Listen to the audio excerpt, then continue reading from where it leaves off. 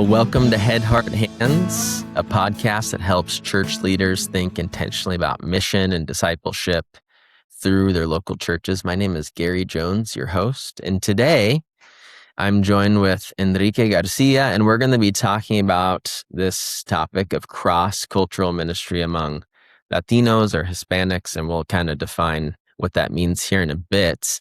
Enrique is a mutual family friend of my family. He's a great guy. We're partners in the gospel here in Tucson, Arizona. But Enrique, before we start talking about the topic at hand, would you mind just sharing a little bit about yourself and Corazón Ministries, the ministry you work for? Yes. Thank you, Gary, for having me. This is so much fun, and I hope that this blesses whoever listens to it. So a little bit of my background. I was born and raised in Mexico until the age of like 23. And that's when I moved to Tucson. I grew up in what we call traditional Roman Catholic household. And later I can talk about what I mean by that. Meaning that it was part of my culture, but I never really owned my faith in a very real or practical way. And through a lot of circumstances in college, I came to Christ. And then I moved to Tucson. I was the first Christian in my large Hispanic family. And, have a bunch of stories about that. But then, I moved to Tucson. I started to live as a, young, single Christian, trying to figure out life, things like that. And then eventually I started kind of like sensing that God was calling me to serve him. And I had no idea back then that meant like a pastor or a missionary. I have no idea. Typically, you don't know anything. Yeah. You just wanna serve God, right? And fast forward, I heard about this ministry in town in Tucson that is called Corazón Ministries, and the ministry has been now around for like 32 years. Mike and Claire Alameda, the founders of the ministry, they founded it back in 1994. And anyways, there was a friend that I knew that he invited me to the cross-cultural training that Corazón does and different outreaches. And that made Mike Alameda the director of the ministry and everything. And through knocking doors here and there, trying to figure out what, God was calling me to do with my life, I ended up doing a 6-month missionary internship with Corazón, which means that I quit my job, I raised funds so I can be full-time for 6 months. And in those 6 months, they introduced me to ministry life and all these areas of ministry, like Bible studies, evangelism, a lot of things. And then by the end of those 6 months, I felt like God was very obvious that he wanted me here, in this ministry. And I've been with Corazón Ministry for the last 13, almost 14 years. Wow. And I am the Spanish-speaking director of the ministry. And we'll talk about that later about the different generation of Hispanics and how that has to do with ministry and reaching out to them. But I do English, teachings and workshops and classes in English. But primarily my focus is the Spanish-speaking community. Yeah. Yeah, really interesting ministry, really cool, especially for the community of Tucson. We're just really glad to have Enrique on. Thank you so much again for coming on today. And we're going to be talking about this idea of cross-cultural ministry, primarily among Hispanic, Latino populations. But we were talking about this before. It'd probably be good to define terms a little bit. Because I was even asking, I was like, should we say Latinos the whole time? Should we say Hispanics the whole time? What are we saying? So what would you say about that, just to start off? What terms are we using when we're discussing this topic? Gary, it's kind of confusing for some people, and some people don't care. And some people don't care because we use those terms interchangeably, meaning that very few people pay attention to this. But officially, the word Hispanic, comes from the word Hispania, which it means the peninsula that is Spain and Portugal. So Hispanic means anyone who has a background or a cultural heritage from a Spanish-speaking country. Okay, so if you're from a Spanish-speaking country, you can be, called Hispanic. And the other term, Latino, means that you have a cultural heritage from a country that is in Latin America. And this is where it gets a little tricky because Brazil is in Latin America, but they don't speak Spanish. So Brazilians will be considered Latinos, but not Hispanic. Okay. Yeah. And then Spanish, people from Spain, they'll be considered Hispanic, but not Latinos because they're not in Latin America. But for example, Mexicans and Argentinians and Colombians, they're Hispanic and Latinos. Yes. So Yeah. I know that especially when you're like filling forms, like government forms or like surveys or whatever, most they use the word Hispanic, but sometimes they put Hispanic and Latinos, which again, it depends, And here at the ministry, our Corazón Ministries, our mission is to reach, to equip, and to send the Hispanic and Latinos here in the United States. So our mission field is like now it's like 62, 63 million of Latinos or Hispanic who live here in the USA. 63 million-ish. Yep. That's incredible. Because, I think the United States is 350 million, roughly. I could be getting that wrong, maybe 320, 350. So that's about, what does that put us at? About like almost 20%. Yeah, yep. 20% of the country. And I would say that's right on. And that led me to like this next point of conversation. What's so cool about Corazón Ministries is that they're in Tucson, Arizona. And that's what I wanted to hear, and that he could talk a little bit about like the demographics of our nation and Tucson, because they're a ministry reaching the Hispanic or Latino populations here. And it's a very large population that we have here of Hispanic and Latino. So could you unpack, maybe you can start in Tucson and then kind of talk what you see along, it could be the southern U.S. or just the country as a whole. What are you seeing demographically happen in the U.S.? So in Tucson? It's kind of funny that some people who move to Tucson, they're from somewhere else, like Ohio or like whoever, wherever. Most people, they forget, or sometimes they don't know that Tucson is like 1 hour away from the border. Yeah. Mexico, Yes. And of course, even though Tucson is not considered like a border city, meaning like that will be Nogales, Arizona, but Nogales is like very small. So that's why we have a lot of Hispanic, Latino, particularly Mexican presence here. Yeah. And if you look at the statistics, the peer research and everything, the Bureau, they say that right now, Tucson is 43 to 45% Hispanic. So almost half of Tucson is Hispanic and Latino because, demographics and circumstances. And so that's the thing. In Pima County is the same. And, Arizona is kind of like the fourth or third like state with most Latinos. I think first California and then Texas and New York. I forgot, but Arizona is kind of like those top places that, of course, like with more Latinos. But here, particularly in Tucson, from those Latinos, like 90-70% are Mexican, from a Mexican background. Yes. And nationwide, it's like 20%. So 1 in every 5 person in the U.S. is Hispanic or Latino. Wow. And they project like by 250 or something like that. In high school, like in public schools, it's going to be almost like 50-50 or something like that. So the Hispanics in this country, in America, is the largest, the second largest population that is growing and growing.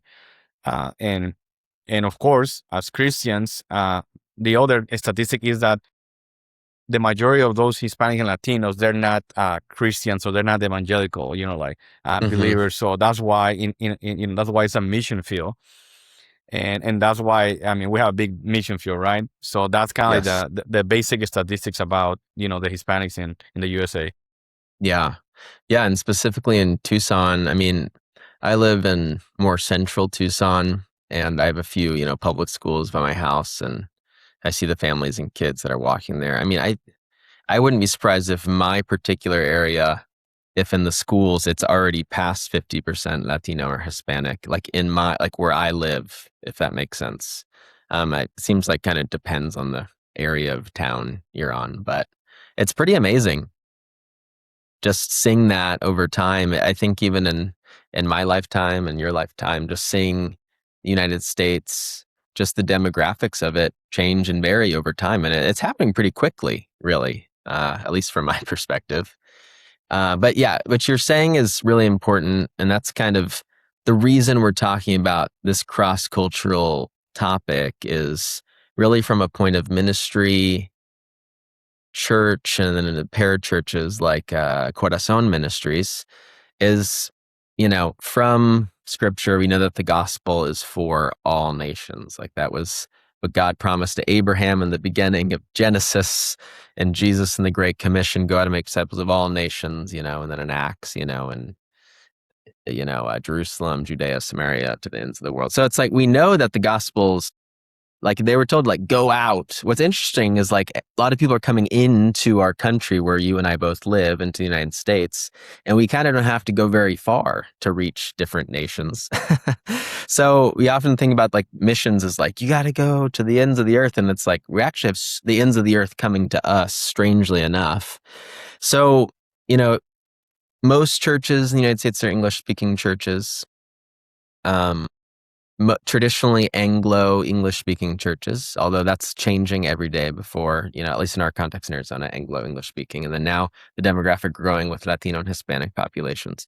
So I think logically we're thinking about like, how would these traditionally Anglo and English-speaking churches start to kind of make this shift of, things are changing all around us. How do they consider to start reaching out to their Hispanic or Latino neighbors or community? So in order to answer that, and this when it comes to the missional aspect of it, right? Because like you say in Acts, I mean, in the Great Commission, the word nations is the word ethne, and that doesn't mean necessarily like political boundaries or different countries, just mean people groups. And by people groups would mean people from a different culture by nature. Not just the language, but the culture. And talking about Hispanic, if you want to reach, I mean, actually, this applies to any culture, any ethnic group, any, whatever, is that you need to understand the values of their culture. Because we need to remember that culture is basically how we operate. Culture is everything that you can think that has to do with like costume, values, how you were raised, the food that you eat, how you dress, how you vote, like everything has to do with your culture. And because it's something that you're born with, like you do it right, like we do it automatically. We don't think about it, right? And that's why we feel more comfortable with the people of our own culture. And that way sometimes like relating to someone who's like different than us in a culture matters, kind of like, oh, they're kind of weird, and we have all these like prejudice or like misconceptions, and it's a mess, right? Yeah. But of course, God didn't create culture and different cultures so we can be enemies, but it's the opposite.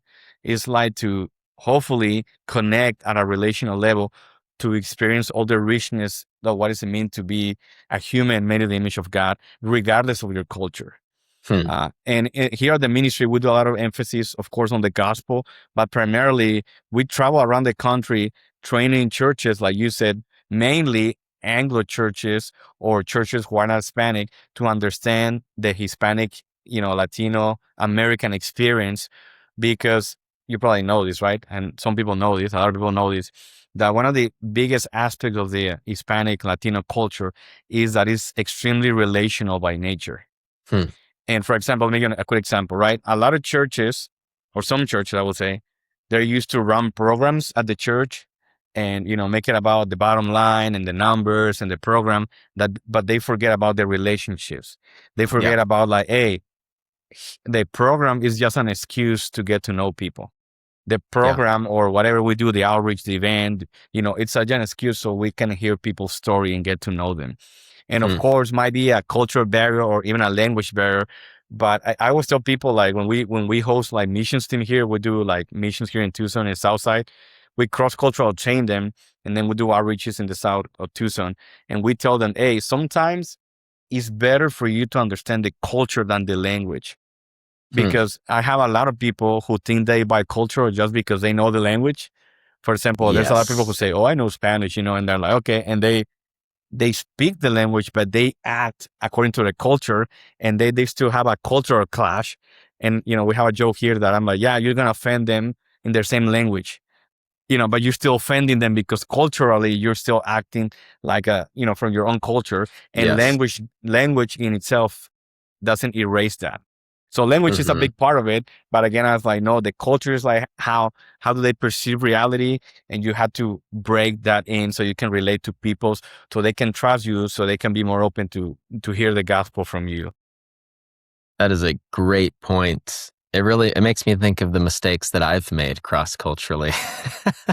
my my wife and I, we lived in the Dominican Republic for a time serving in ministry, and I learned Spanish.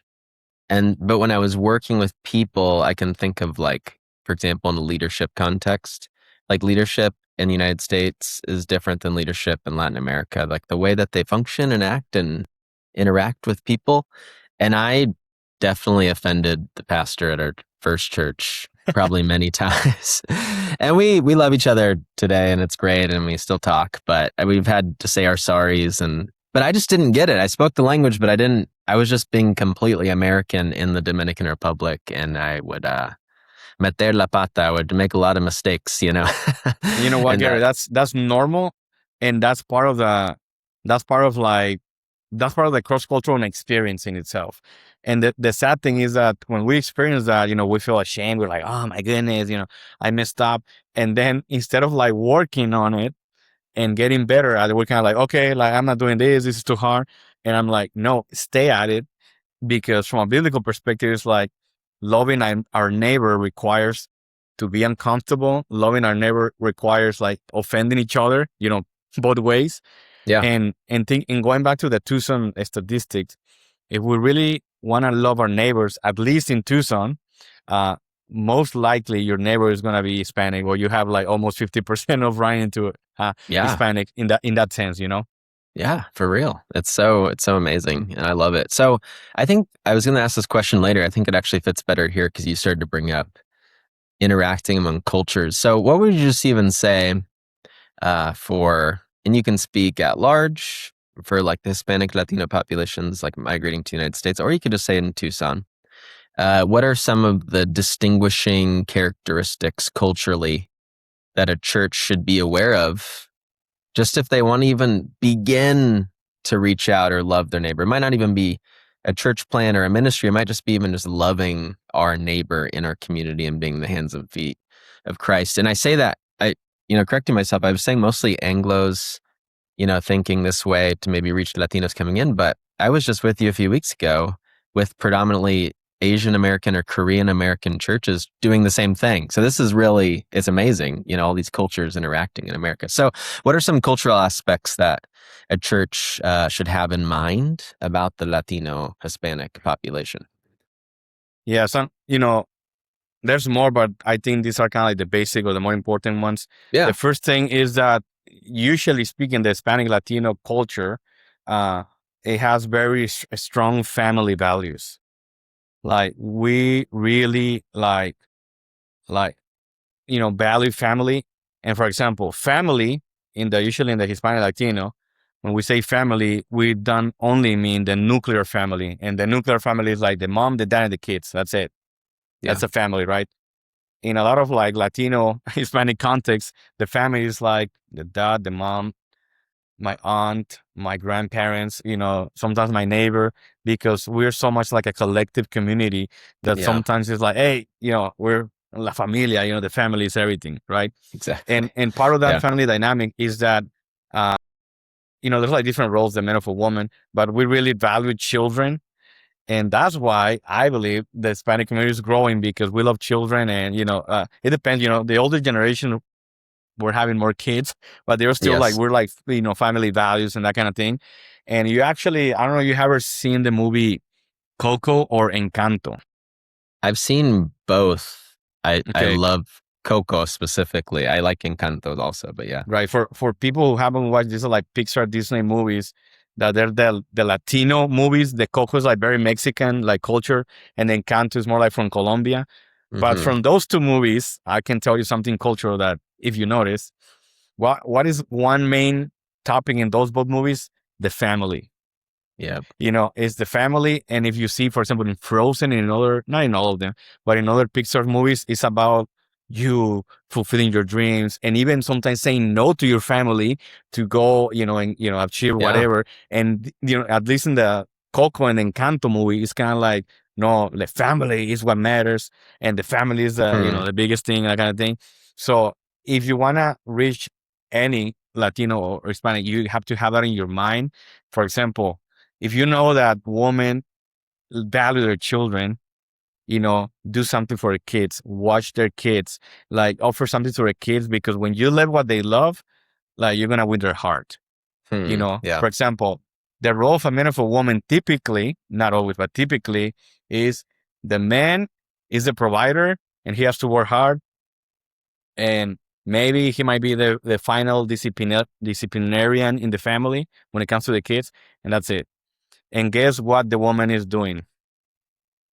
She does everything else. Yes. Because actually you see this also in the movies Coco and Encanto. You can see that it's a matriarchal society, that the women are in charge. The women are the ones who like take initiative for a bunch of things, because, the man is working and providing.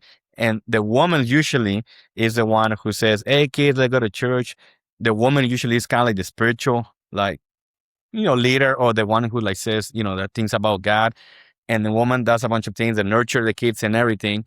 And that's why in Hispanic ministry, at least, here in Corazon, it is interesting to disciple men, Hispanic men, because nobody taught them to be that spiritual leader that the Bible calls us to be. And even in family dynamic, it's kind of like, oh, like I used to have my mother-in-law over all the time. And now, like now the Bible says like, hey, biblically speaking, your family is your wife and your children. That's a family. And sometimes we need to put like some healthy boundaries, and that's another topic, But when you understand what man values, and for example, if you help a Hispanic, Latino man to get some work or to provide for your family, hey, you win them, So that's one thing that you need to pay attention to: the neutral versus extended family, the gender roles. And also I was telling actually my daughter, I said, Juliana, I was telling, how here in America, they have days for everything, like Veterans Day, President's Day, like Christmas, like cookie and coffee day. And she's like, yeah. I'm like, but you know what? They don't have that in Mexico they have, and they celebrate like crazy. She's like, what? Children's Day. And she's like, how come they don't celebrate it here? I'm like, well, I guess it's a cultural thing, isn't it? Do they have that in Mexico? Oh, yes. Yeah. Like I have memories of like me, I went to a private school, so I had uniform during, it's called El Día del Niño, like Kids Day. Like you will wear whatever you want. You will go to school, but it was more like a party. There was like food and contests and like sports and like piñata and everything. And it was so much fun because the culture celebrates like children, and they value children so much, And actually here in the US, I know churches, Spanish-speaking churches, who do Children's Day at their church because of that cultural heritage. How interesting. I never have heard of that. I didn't know that was a thing. Yeah. So, for example, that's one. It has to do with the family, right? The other one is that we are very typically warm and expressive communication. And sometimes I know that it come across like annoying and like, or toward the top. But I don't know. It's just kind of like most Hispanics are very like passionate about it and expressive in that sense. And again, culturally, for some people, I mean, like that's weird, or you're doing it too much, call it whatever, right? But you gotta be aware that that's kind of like part of the culture. The other thing is, this is a big one: hospitality. Okay, hospitality. I always tell people, if you wanna work with Hispanics, you gotta level up your food budget, because we connect through food, and food is a love language. Okay. Inside joke. I hope that nobody gets offended. But one time I saw a video. I saw a video on social media that said, "Hey,"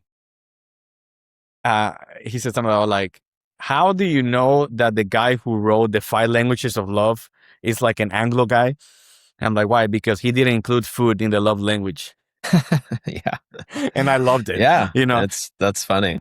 But anyway, the point is that especially, it's not like stereotypical, but especially there's a lot of Hispanic women who love like serving the kids and people around them with the meals, with like and that's how for example, the Korean teams that you mentioned that we hosted, we went to do this construction at this church, this local church here in Tucson. And then there were like these three ladies that they call them the abuelitas, the grannies, and they were so like, hey, what do they like? I'm like, hey, we're so grateful. Whatever you want to cook for. I'm like, no, but I want to know what they like, because behind that is this love that they want to say, like, hey, you came Yes. to our church to help us and to bless us. Now we want to bless you in this way. So, for example, when you are doing any kind of outreach or relationship building, you have to include somewhere the hospitality aspect of it, the food aspect of it. I always tell my wife that, kind of like kidding, but not kidding, that in the Hispanic, Mexican, especially Mexican culture, is that it is the eighth capital sin to have an event and run out of food. You cannot run out of food. It's like, because again, that's kind of like for us, like, no, like we love you and want to feed you to death, that kind of thing, So that's very important when it comes to like, hey, just do whatever event and have a great meal and get to know people. Because again, the atmosphere of like enjoying a meal is when you get connections and you get to know people. And some people, I call it that, some books call it like a third thing. For example, hey, you want to connect with someone, hey, let's get a coffee. The coffee becomes the third thing. Hey, let's go hiking. The hiking becomes the third thing. The food in the Hispanic culture is like the most amazing third thing that you can include so you can connect to people. So like a third thing being like, I'm really trying to spend time with Enrique right now, but the third thing is what helps us connect better. To connect. Yeah. It's just it's just an excuse like to connect to people. That's great. And it's so funny because the Koreans, they're excellent at eating. They will eat whatever, and they were like every single time, like they will like get a bite, they will like moan saying, So and the lady was like, do they like it? I'm like, you tell me. They're like moaning because it's so delicious, And so that's also like a cultural thing that they love, and that's a good excuse to get connected to people. So the other thing is that we have a saying, that is called "Mi casa es su casa," which means my home is your home. So if ever any Hispanic invite you to a wedding, to a family dinner, to whatever, that means that they're opening the door for you to come and be you, and that's a green light for you to continue in that relationship. The other thing is religion. Okay. Not everybody, but most of the Hispanic Latino experience, they come from a Roman Catholic background. And the thing is that the Roman Catholic from Latin America is very different than the Roman Catholic from America or even Italy and Europe. Why? Because the Hispanic Roman Catholic experience has a lot of emphasis in like the Virgin Mary, because she's the mother of God. Again, the mother, it's kind of how come you cannot venerate, worship? Hello, it makes no sense, no brainer, the mother of God, right? And then also the saints. But the funny thing is that, the fancy word is like syncretism. Like you can be a cultural Catholic, and then believe also like in other things that they're not formally Catholic, but just kind of like part of your culture. And I actually do that. I believe in, I don't know, like weird spirit, but then also in the church and also in God and different things, right? But most likely, it kind of like happened with me. And again, I'm not trying to put people in buckets or a label. Yeah. So that's I'm trying not to generalize, okay?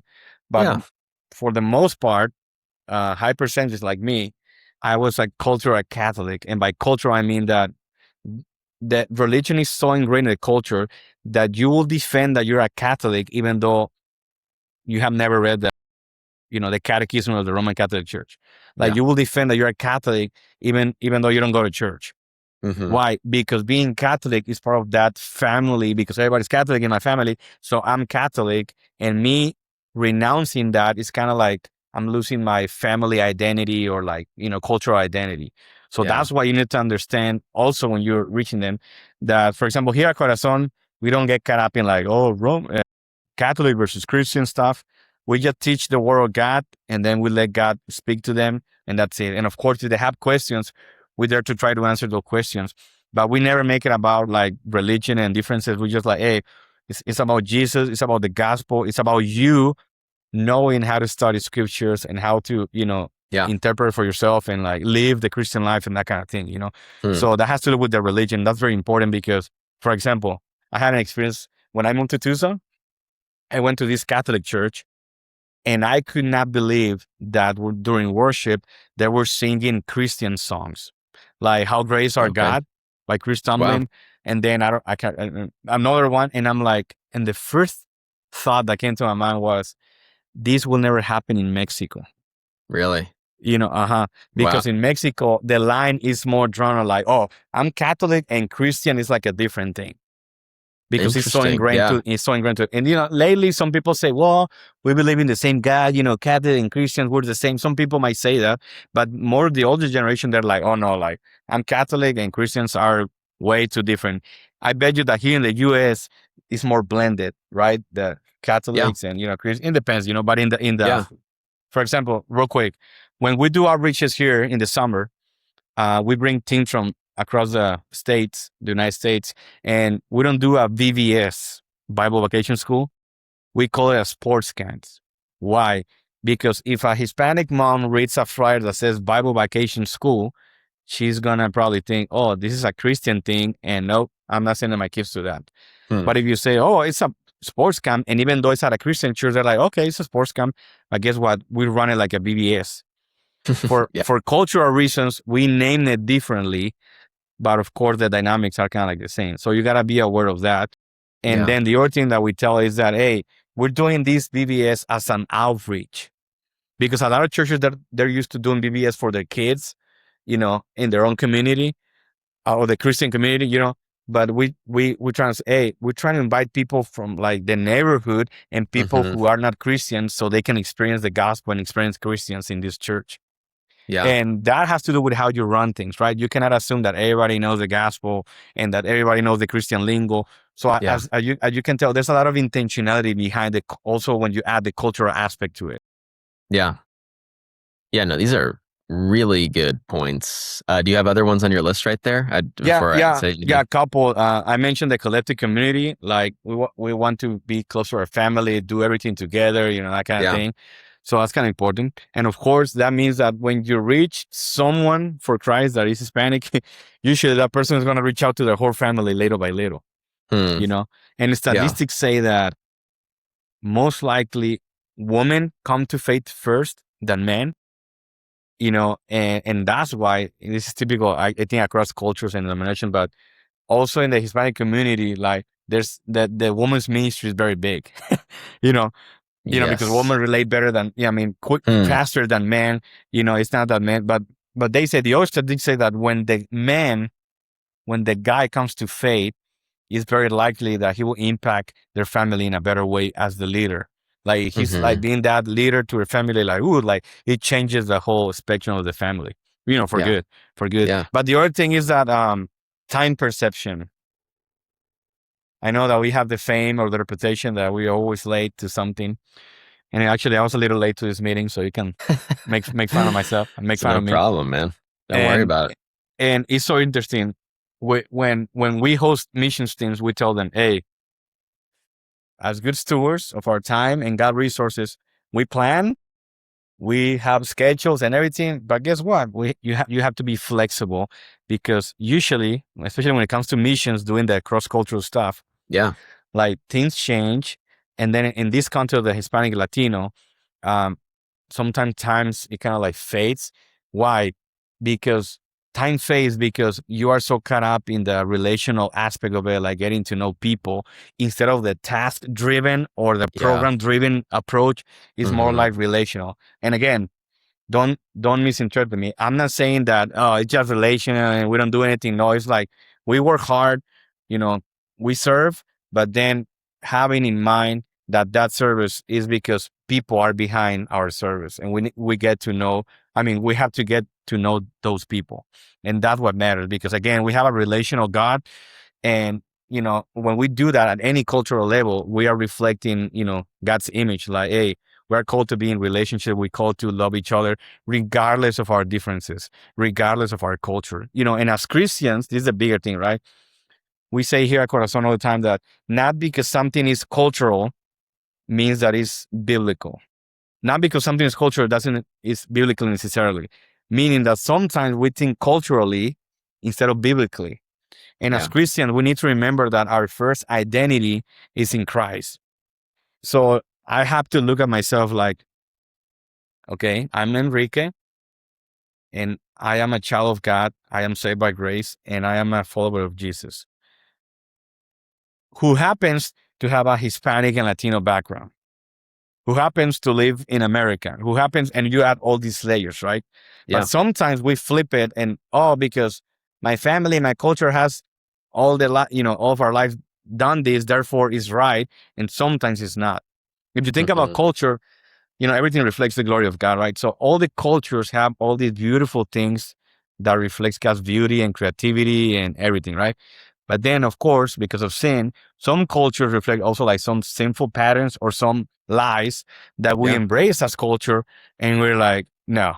Like, for example, then we make fun of our culture that, when Jesus said the man has to leave his father and mother and be one flesh to his wife, it's like, yeah, sometimes the family dynamics is like, no, like it's all the family. So my mom and my dad and everybody comes together, and we don't make that boundary that God created, Yeah. right? It's an example, in the Asian culture, I noticed that it's like an honor and shame culture, meaning that, some of these, students, they grow up with this expectation that they have to succeed so much, because in their culture, if you don't succeed, if you don't make it, it's like a dishonor to the family, especially if they were like second generation, like Korean Americans, meaning that their parents immigrated from Korea or from wherever. Like they even have more the weight, like, hey, your parents sacrificed so much for you to have this life. And if you don't succeed, it's like, that's a shameful thing. And I'm Yeah. like, biblically speaking, I'm like, where's the grace in it? Where's the God redeeming stuff? Where's like Yeah. doing everything for the Lord? So again, we have to pay attention and have the discernment and ask the Holy Spirit, like, okay, this is cultural, but it's still biblical, or like vice versa. This is cultural, but it's not biblical. It actually Yeah. goes against, for example, in the Hispanic culture, sometimes we make the family a God. Like, I don't need God Mhm. because I have my family. And I don't need to worry about money because my family will eventually, like, will take Take care of care of me. me. Yeah. Yeah, like, we can do that to an extreme.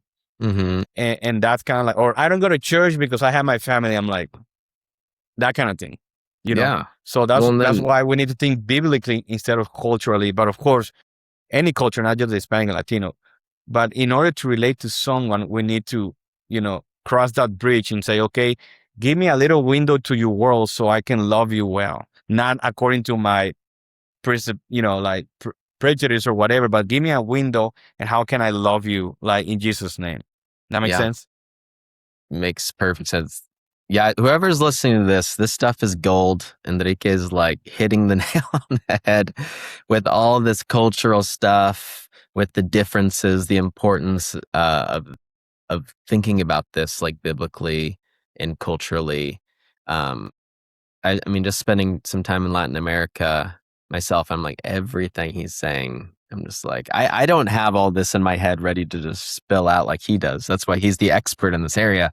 But I'm just like, every point, I'm like, yes, yes, yes, yeah. This is really good stuff. And then even in my, I was born in Kansas, so mostly like a white American culture. So like an example would be like, we're highly individualistic, to like an extreme as a culture. It's like I, me, my, it's just about me and like my wants and my desires. And you'll see like a lot of families kind of in my cultural context not be very close. Everyone's just kind of off doing their own thing. And I would argue like that's not a biblical concept either. I actually think God told us to honor our family, and there's like a significant bond in scripture of our blood family that should be honored. Our time, like you just said, like we idolize our systems and processes and schedules over people, and it's a shame sometimes that we kind of miss things because of that. So this is huge. So I'm just going to repeat some of the things you said. You talked about the importance of family in Latino culture. The reason we're doing this, it's not just to learn about culture. It's like, as Christians, if we have a desire, I mean, someone listening to this probably has at least one neighbor that's Latino, Hispanic background. Probably. I don't know where everyone lives, but like, we're keeping these things in mind to reach them. Enrique said things like the importance of family in the Hispanic and Latino cultures. the differences like in gender roles between men and women and how you would reach them differently. And then in the family thing, the value of children, like there just is a higher value on the family and children. And then you talked about things like time, viewing that a little different, being a little more flexible, the importance of food. I'm probably missing some other ones, but really good stuff there. That's really important to think about when we're reaching out to other people. I love this. I could talk about this for hours. I have so many thoughts as you're just saying this, and all these thoughts and memories are rushing through my head. But yeah, so I was thinking about what are some maybe like barriers then? So you're like some churches are maybe thinking about doing this. What do you think are things that keep them from doing it, or obstacles that they run into when they try to reach out to these nations within? Well, I'm kind of biased in the sense that I consider myself bicultural because I've been here in the United States almost like 20 years, and I work in cross-cultural ministry for the last 13 years. So my world is actually half and half, like very American, Anglo, and then also very Latino. Yeah. But I just want to say, you don't know what you don't know. And it's not your fault. It's not my fault. Just like we just, like I think somebody, I don't know if Albert Einstein, somebody said like, we all are ignorant, but we just ignore different things. Meaning that, hey, we have to be humble and say, hey, I don't know everything and I need to learn. Teach me. Or like, hey, if you know something I don't know, I want to learn, of course, when it comes to important stuff in life, right?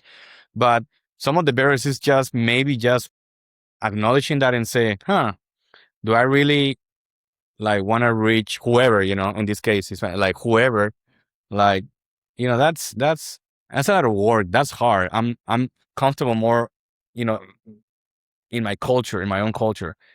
But again, that has to do with your conscience before God and said, okay, God, you called me to reach my neighbor. And if my neighbor most likely will be Hispanic, then give me the tools to do that well, So I will say that the first thing is like, pray to God. And if there are any maybe like excuse or apathy or whatever, take it to the throne and say, okay, God, like what do you want me to? And again, you can apply that to any context, any culture, any kind of people. It's not just for Hispanics. And then I believe that the more comfortable we get in a good way, offending each other in that, like you mentioned it, in that cross-cultural effort of like understanding each other, the better. Because I noticed that the first offense, people are like, oh my goodness, like that was awkward and I don't want to do it again. I'm like, no, stay at it. And it goes both ways, right? You cannot control how people react, but you can stay at it and be persistent. Because again, I've seen that a lot, that it was like a cultural thing that happened and then they don't talk to each other. Or they don't, they're all like, oh, that was rude or whatever. I'm like, it was a cultural issue. It was not like a sinful necessarily issue, like, oh, like you sin against each other because you wanted to. It was like a cultural, again, that I still do those kind of things, right? And again, I always tell people that rely in your ignorance, like being curious and say, okay, like for example, when a lot of people say, do I need to know how to speak Spanish to be involved in Corazón? I'm like, no. That's another misconception, right? Yeah. And I'm like, no. So for example, like I love these like Korean teens from Los Angeles because they want to relate so much that they tell me, hey, like I want to speak Spanish, but I'm, like I feel weird that people are gonna make fun of me if I try. And I'm like, dude, no, keep on trying it. And when people laugh, trust me, I've been there. They're not laughing at you. They're laughing because they think it's cute and sweet that you're actually trying to relate in their own language. And they respect that. Even in the moment, you might see someone like laughing at you. They're not laughing at you. And I'm like, dude, I'm still do that. And they're like, what do you mean? I still have to keep up with all the slangs and the culture and this expression that I see in movies. And I'm like, what does that mean? Things like that. Yeah. That I'm like, hey, I don't wanna be ignorant about that because I don't wanna, quote unquote, offend anyone with things that they don't really matter, So I will be that, like be honest about your desires, and then just do little things at a time. Like, for example, praying for people. Yeah. Hey, like, and again, like, I notice that sometimes, especially if they're not Christians, sometimes people, they don't know what it means someone to praying for them specifically. Like, I was in Mexico on a mission trip recently, and we're like door to door praying for people. And when I will say to them, hey, can I pray for you? They look at me like, how do you do that? Hmm. And then I had to guide it. I had to guide them in that, saying like, hey, is there a need that you have? Is Yeah. there something that you crying out to God for? Is there like a sickness, or there's like a desire, whatever? And then they're like, oh, and boom, and then they open up, right? Because Wow. whatever they open up about is what they care about. Yeah. So part of that is like, of course, being uncomfortable. And again, don't let the culture or the awkwardness be an obstacle. Just learn to be uncomfortable with it, and then try to do it better. Yeah. Yeah. That's a good practical thing. Are there any other practical things that come to mind? It's fine if there's not, about just if someone wants to reach out or try something. We've mentioned a lot of things. Did any other things come to mind? Yeah. Well, for example, something that is kind of hard, but is so effective is here at Corazon, we had this approach like for years. Actually, it was the first ministry that Mike and Claire started that. For them to reach, people for Christ, was they started doing home Bible studies, Okay. and we separated the man from the woman, because most men, they don't want to share about their stuff in front of their wives. Yeah. Or they want to be feel pressure, like, oh, I just want to say the right things because my wife is next to me, that kind of thing.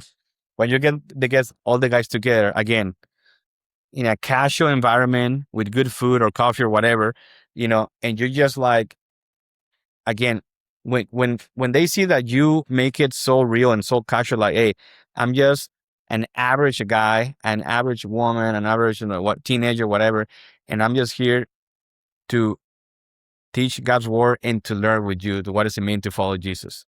When you do that in a better, and again, you don't have to be like a theologian or whatever.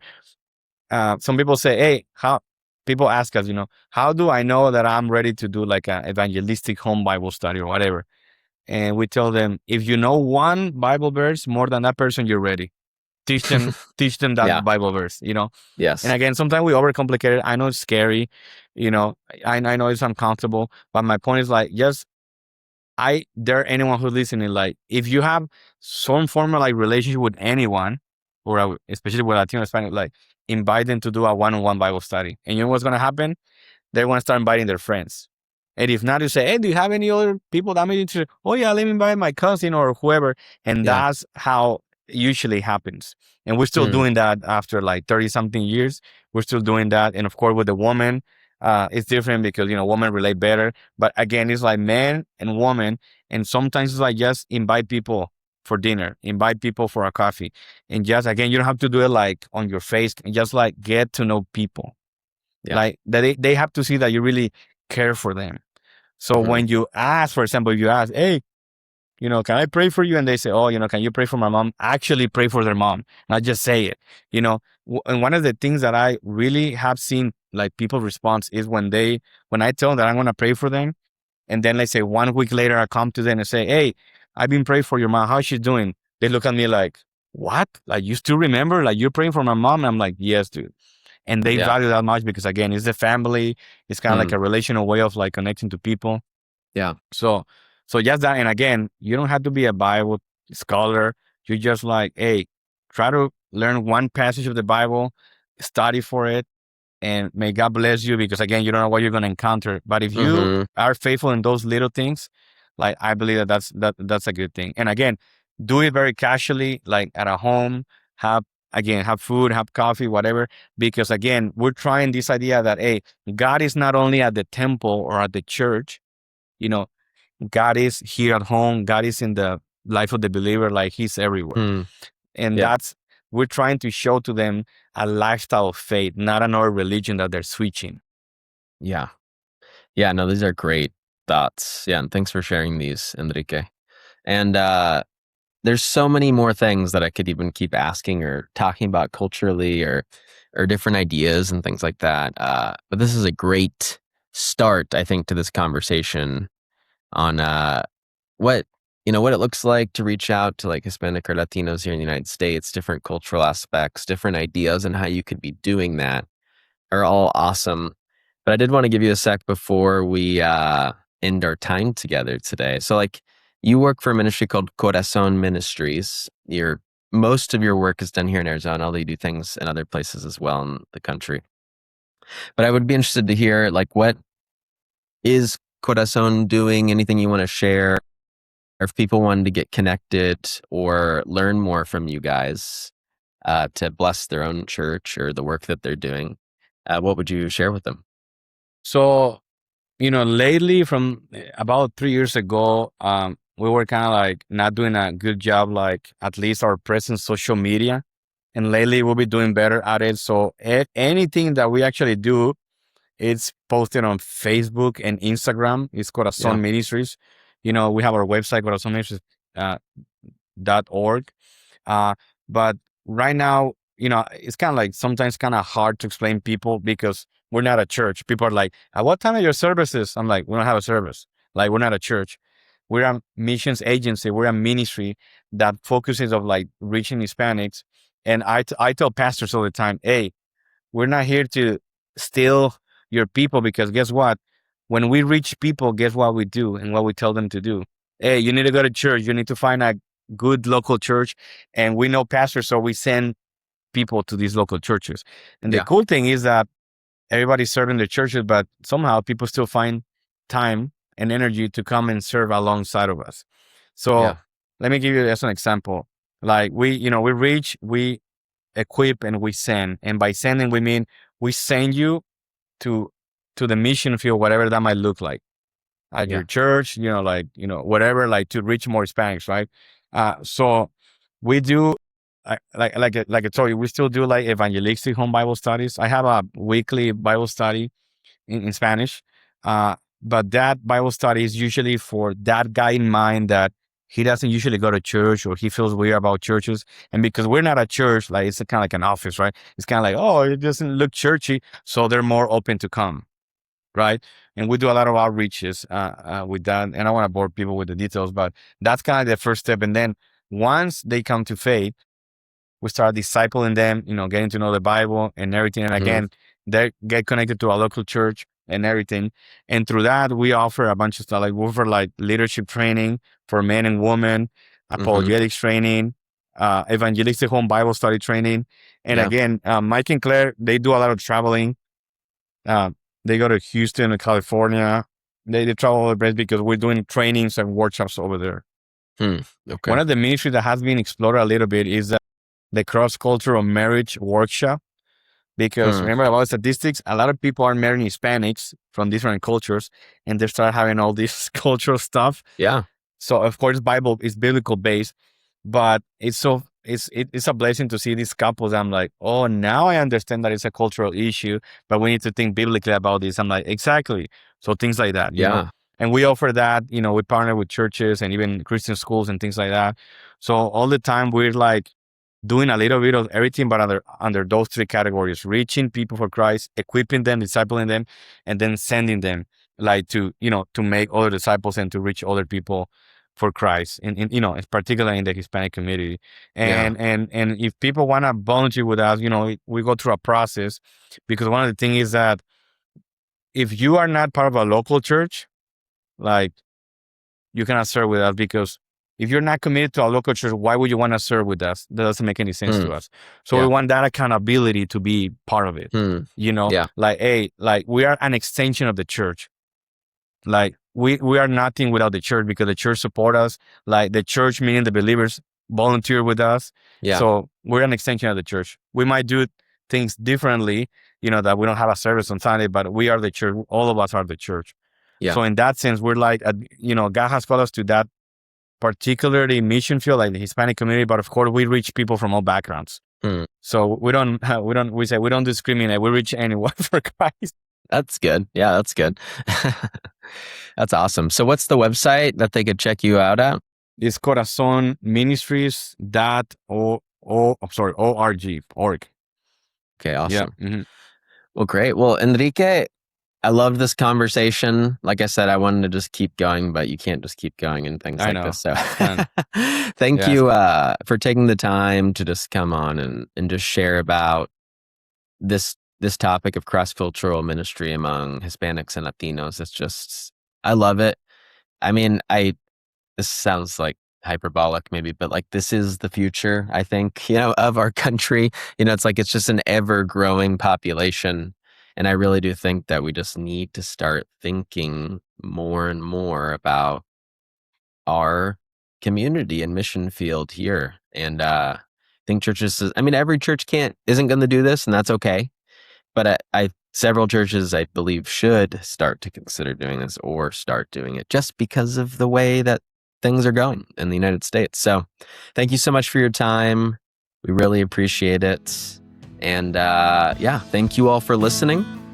God bless, and we'll catch you later.